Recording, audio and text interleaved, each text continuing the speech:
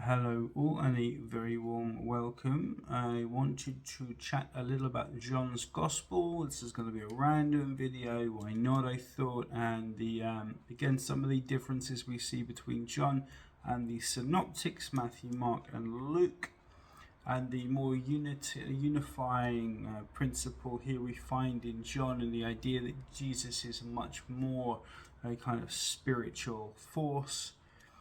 Something that can exist in us and through us, not so much a human that is separate from God, as we find in the Synoptics. And we'll often find people talking about how Jesus always identifies himself as somewhat separate from than God himself in the three Synoptics there.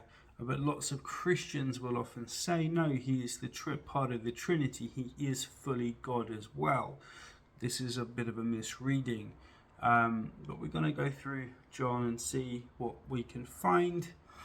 The essays I put out here, obviously I have conversations with ChatGPT quite a lot, and these are just really fundamentally to get us, I think, asking the right kind of questions. It is very good when you have a little understanding of what is going on. It can very nicely condense information into something that you can make into a video within about a video of about 15 or 20 minutes. So, you know, I keep on doing these now because it's a good forerunner to work I really want to get into down the line. And we'll remember as well that John has always been considered, apart from the Synoptics, and a Gnostic, much more kind of spiritual, mystical gospel, prized by people like Valentinus, who the Orthodox Church really didn't get on with. So here we go, the Gospel of John, a mystical unity or Trinitarian proof text. The Gospel of John has long been a focal point in debating about the divinity of Jesus. Unlike the Synoptics, Synoptic Gospels, Matthew, Mark and Luke, which portray Jesus primarily as a prophet, teacher and messianic figure subordinate to God, John introduces a more mystical and elevated theology. But does this theology truly address Jesus' identity as God in the Trinitarian sense? Or does it point towards a broader, perhaps even Gnostic understanding of divine unity? I and the Father are one. John 10:30. At face value, this statement seems to declare Jesus' divinity outright, but in John 10:34-36, when confronted with accusations of blasphemy, Jesus immediately appeals to Psalm 82:6. Is it not written in your law, I said, you are gods? If he called them gods to whom the word of God came, how do you say of the one whom the Father sanctified and sent into this world? You are blaspheming, because I said, I am the Son of God. Jesus reframes his unity with God not as ontological identity, but as a spiritual, functional unity, a type of relationship that humans can also attain. God is in you, right? John 17 and the mystical union. John 17 in Jesus's prayer for his followers, that they all may be one, just as you, Father, are in me, I in you, that they also may be in us. Here the unity between Jesus and God is explicitly extended to all believers. The aim is not exclusive identification, but inclusive participation. This echoes Gnostic themes where divinity is immanent in all humans, accessible through enlightenment and spiritual awakening.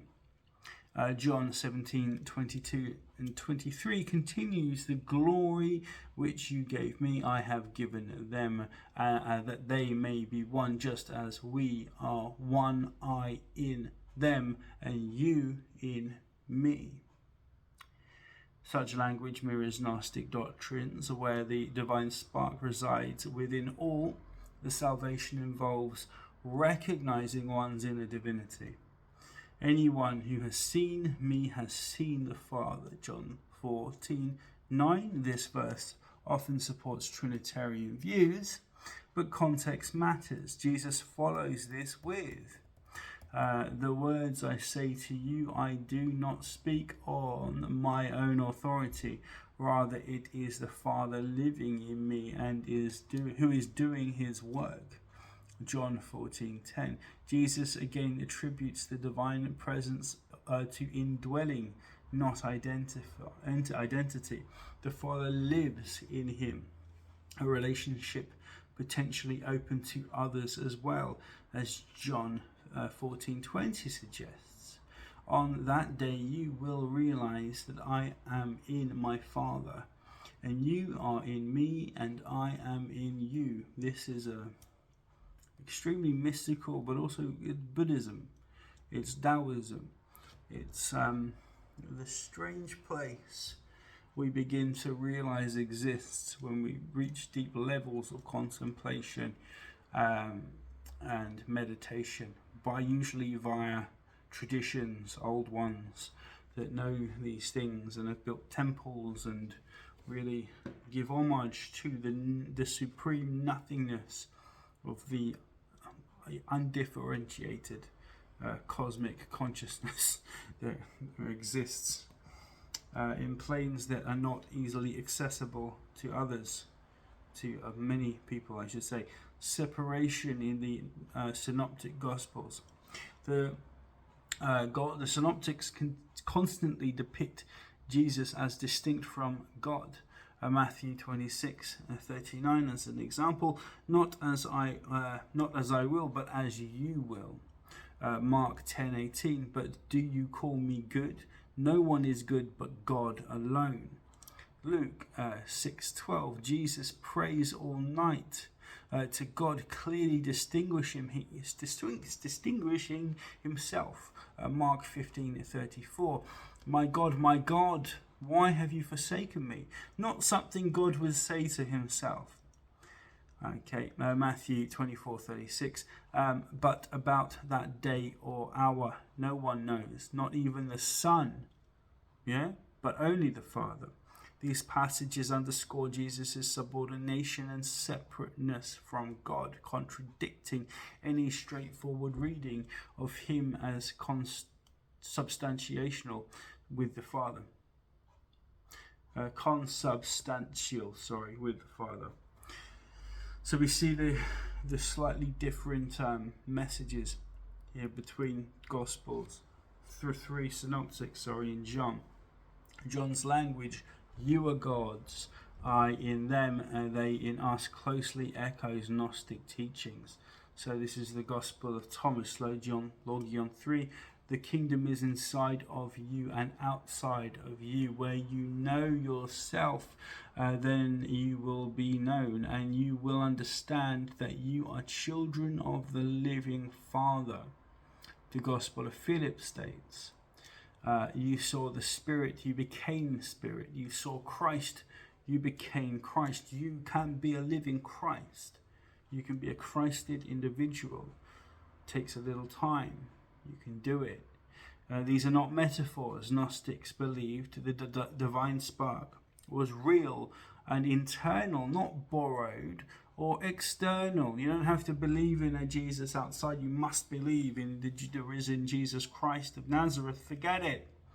It's a literal dead letter interpretation that has nothing to do with the true spiritual truth. Well, the truth.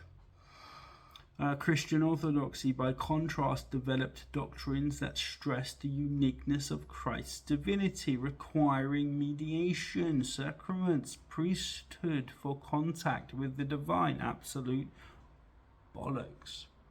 Not true. The only thing you need is somewhere to sit and close your eyes. But John disrupts this pattern. He offers direct access to the divine through unity and love. The conclusion then, John's Gospel, mystical or metaphysical? mystical, not metaphysical.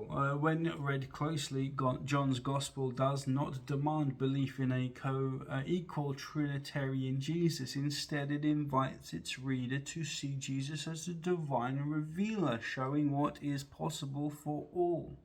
Union with the divine. This model fits far more comfortably within a Gnostic or mystical framework than the later Trinitarian dogmas. This statement that seems to suggest Jesus is God are consistently quantified, softened, or expanded to include others. John's Jesus says, not worship me, but follow me in union with God. It is this beautiful essence of the very language of God that speaks to us, not in words, but in other ways. You will do even greater works than these. He's talking about himself, John 14:12. Everything I can do, you can do, and more. Jesus says that. In the Gospel of John, God is not a static being separate from humanity, but a living presence that can indwell in all. This is not exclusive divinity, but shared divinity, an idea far more at home in Gnosticism than in the imperial orthodoxy that followed it. So the Gospels, as I have been trying to say, represent, I think, Mark, Matthew, and Luke are, broadly speaking, an imperial propaganda effort to say spiritual things and say important things to its own congregations, but also to consolidate a faith here which might be useful also to quite nasty people. I do believe there is a reason for thinking this.